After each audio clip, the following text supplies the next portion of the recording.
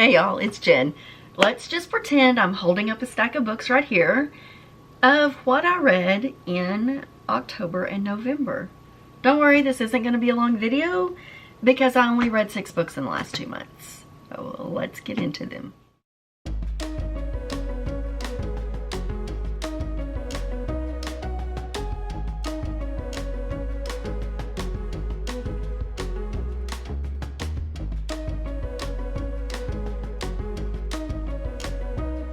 Okay, so while I only read 6 books, they were all good books. I gave nothing less than 4 stars. So at least I'm picking books that I enjoy, even though I'm not reading much of anything. The first one is All the Light We Cannot See by Anthony Doerr, D-O-E-R-R. I gave this book 4.5 stars. If you're not familiar with what this book is, it's set in World War II in Paris, France. I think it goes a little bit between Germany and France. I think that's where the young man is from. But anyway, it talks about an orphan boy, and let me start over on that. It's told in 2 parts, 2 different perspectives. One is from an orphan boy who ends up joining the Nazi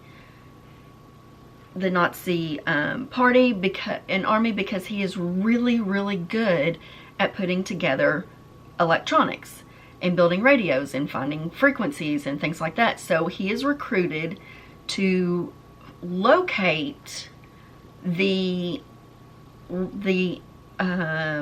radios that are being used to transmit things like to help people flee. And if you hear noise in the background, my kid's taking a shower. So we just have to deal with it and pretend you don't hear it.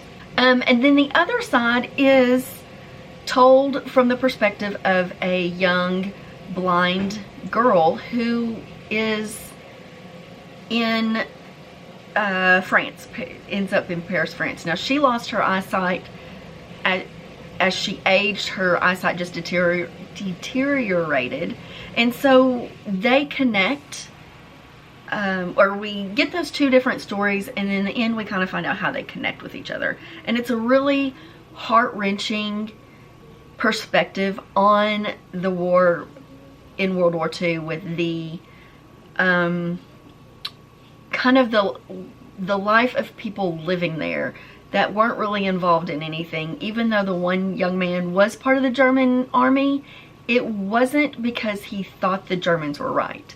It was like he had a chance to get out of the orphanage and make something instead of going to the coal mines that killed his father, and make a better life for himself, but he didn't realize what he was joining into. So that's what we have there. It was a really good story. I enjoyed the way it was told.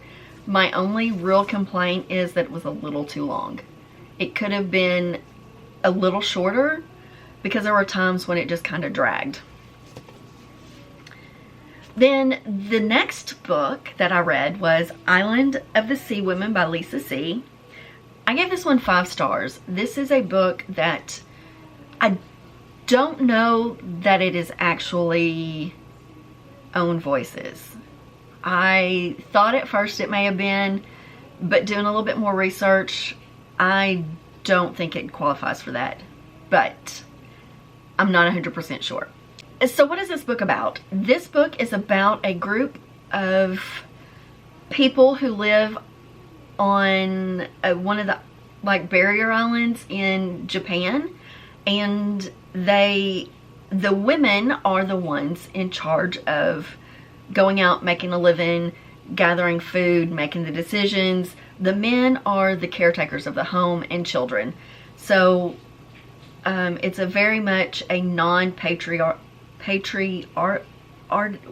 it's a non-male led society. And these women, the sea women, go in and they dive and they catch sea life for them to eat and for them to be able to sell, and it talks about the dangers with that, and the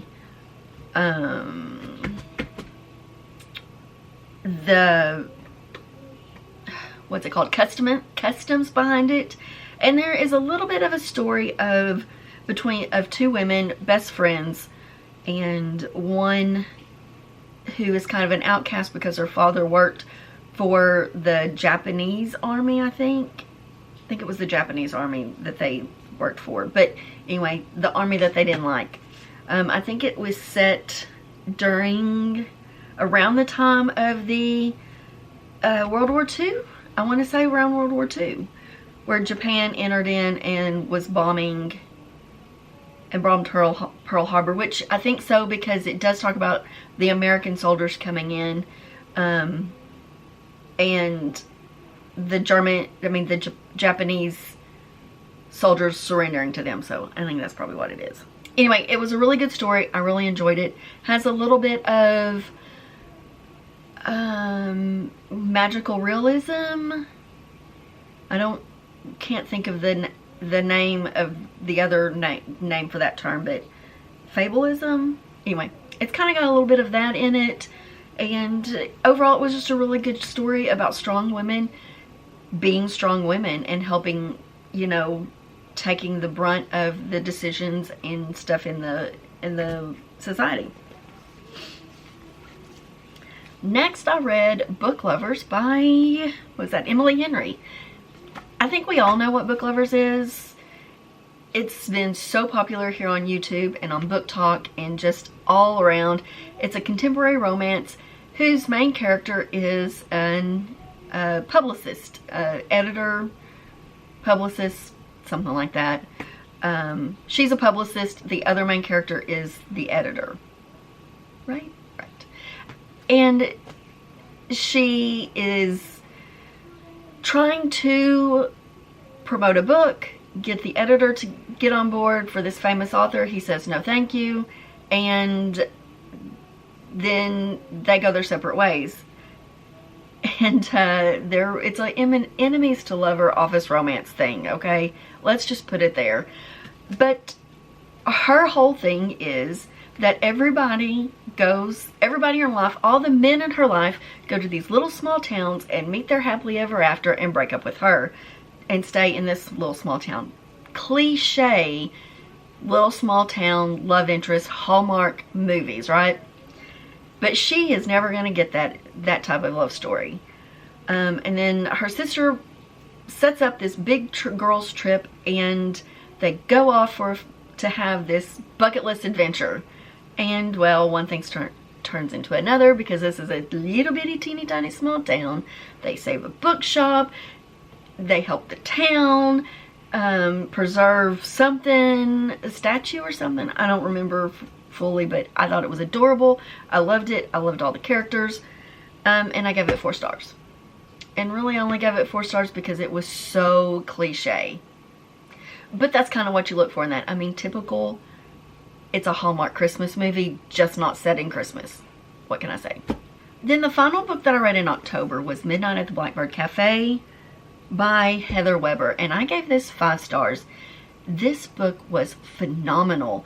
I just sat and listened to my audiobook, and I just sat and listened to it. I was so mesmerized and engrossed in this story. So this book follows, I think her name's Anna Kate, and her mother passed away a few years ago. Her grandmother just passed away, and she is going back to this small town where she grew up, or where her mother was from and her grandma still lived, to take over her grandmother's cafe. And get it ready, keep it up and running for 2 weeks, because that was the stipulation for her inheritance by her grandmother, for her to run the Blackbird Cafe for 2 weeks. And then at the end of that 2 weeks, and then at the end of that time, she could put it up for sale and move on. Maybe it was 2 months. It's 2 something. But this story, there's a mystery around her. Because her mother's boyfriend, that turned out to be her father, was killed in a car wreck. His family is just adamant that they hate her and want nothing to do with her. Well, they didn't know she existed, but didn't want anything to do with the mother, accused her mother of murder, and it just was this big small town scandal. And so she shows up. She's never set foot in this town before, and it just, things start falling into place. But the story behind the Blackbird Cafe is that these women were in charge of kind of that bridge between the living and the dead.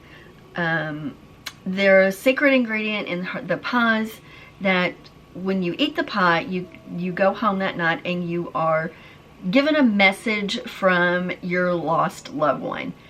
And it was, the way it unfolded really, and the stories involved was just really well told and enthralling, and I just loved it. I mean, obviously I gave it 5 stars. It was told very well, and I highly recommend it. Like I said, there's a little bit of that magical realism in it because of the blackbirds and the pies and the connection to the afterlife. Phenomenal book. Highly recommend you read it. Let's move on to November. So I finished these 2 books on the exact same day. So, which was on the way back home from Thanksgiving, visiting my family for Thanksgiving. So the 27th, 26th, 27th, somewhere in there. So the first book that we finished was Echo by, I probably messed this up, Pam Munoz Ryan. I gave this 5 stars. My niece gave it 5 stars. This was a middle grade book that we listened to on our road trip down. I always try and listen to it, pick an audiobook that is middle grade that I think she would enjoy, and that's what we listened to on the way down, back and forth to Arkansas. It's like a 6-hour trip, so we get some reading time in. But Echo follows, it's really hard to explain. It is told in 4 parts, and it follows 4 different groups of people. We get the introduction, and it sets up the story in this harmonica. It kind of all centers around a harmonica. And then the first story goes into, which was this, Germany. It's right at the beginning of the Nazi Germany war, and it follows one of the young men, Frederick, I think is his name, and it follows his story. It's just maybe a couple weeks of his story, but he works at a I can't say the word. I can't say it. Harmonica, whatever.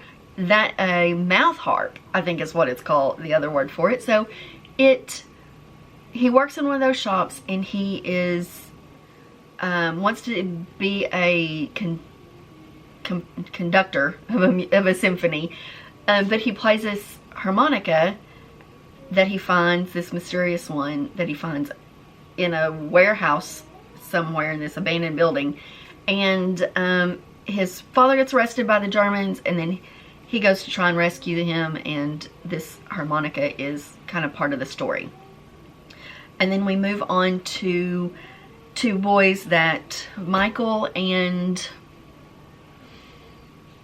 I can't remember the other brother's name, but they are in an orphanage because their mother died from a disease, and then their grandmother was taken, I think she died from cancer, and then their grandmother was taking care of them, and she just got way too old and couldn't do it, so she put them in this home. Michael was very talented, and they're trying to get adopted, and then that follows through his storyline there. And again, that is only like a couple of weeks long story-wise. And then we move to, so they were in Pennsylvania, New York, and then we move all the way back over to California with, I think Anya is her name, if I remember correctly. And her family are, I don't know if they're immigrant families, but they're a Mexican family that they're farm workers. The dad is a farm worker, and so this little girl gets this harmonica as a donate. These were donated to her classroom as part of a music for the impoverished kind of thing, so that they could learn music. Anyway, she gets this harmonica, and they're going to play on this radio show. They've been practicing it. It's right around Christmas time, and then her dad gets a job that he just can't pass up, and then they move to, you know, several hours away, and this harmonica plays a part in that, and with their family. And this takes place right at the time that around the Japanese the World War II again, when the Japanese had bombed the Hawaii, and all the Japanese citizens in the US were put into those concentration camps. And so it follows her story. And then at the end, the very last section of it, it brings it back together and connects all their stories. It was phenomenal. I mean, it just was so good. Jill loved it. I enjoyed it. Highly recommend. Highly recommend. So let's move on to the next one and final book that I'm going to talk about here. And that is Full Flight by Ashley Schumacher. It's a young adult author, a young adult story. I gave it 5 stars. And I'm going to tell you right now, I have not been reading young adult this whole year, most of the year. It has gotten to where I just am not connecting with it. I'm not enjoying it. And I've just been, every young adult book I pick up, I've been putting down and kind of soft DNFing. But this book, so good. We follow two kind of misfits, that a girl and a boy that, and in band, they are band students. And we follow them as they kind of get to know each other and fall in love. And through getting to know each other, parental involvement, you know, we get their love story, their connection through band, and how it just kind of all comes together. And then that's all I'm going to say, because the ending had me sobbing. I almost could not see to drive. I was crying so hard for probably the last hour of this audiobook. My niece listened to the last half of the book with me as we finished up our road trip, and even she was like, I'm going to cry. That's all I'm going to say. There is not a happy ending in this book, but it is so good. It is told so well.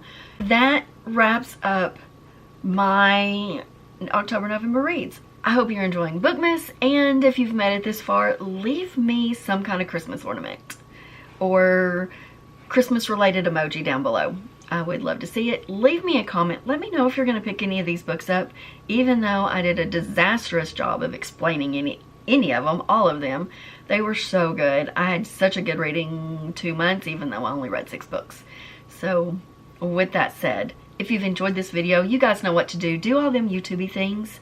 And be sure and give me a like and a subscribe if you're not already subscribed.